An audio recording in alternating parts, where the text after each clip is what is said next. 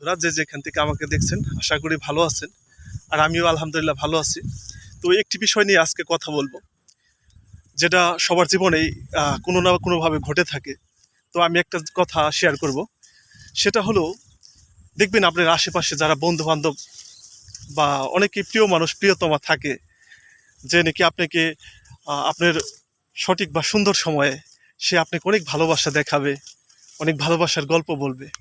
কিন্তু যখন নাকি আপনি একটা বিপদে পড়বেন বা আপনাকে সে ছেড়ে যাবে, তখনই আপনার ভুল খুঁজবে। এটা হোক প্রিয়তমা বা বন্ধু বা কাছের মানুষ। তো অবশ্যই এই দুঃসময়ে যে বন্ধুগুলো পাশে থাকে বা প্রিয় মানুষটা কাছে থাকে বা প্রিয়তমা যেই হোক, তো অবশ্যই তাকে মূল্যায়ন করবেন সঠিক। আর ওই রকম বন্ধু বান্ধব থেকে নিজেকে বিরত রাখবেন। আপনার জীবনে আর কিছুই চাওয়ার নেই। সকলে ভালো থাকবেন, সুস্থ থাকবেন। আল্লাহ হাফেজ, আসসালামু আলাইকুম।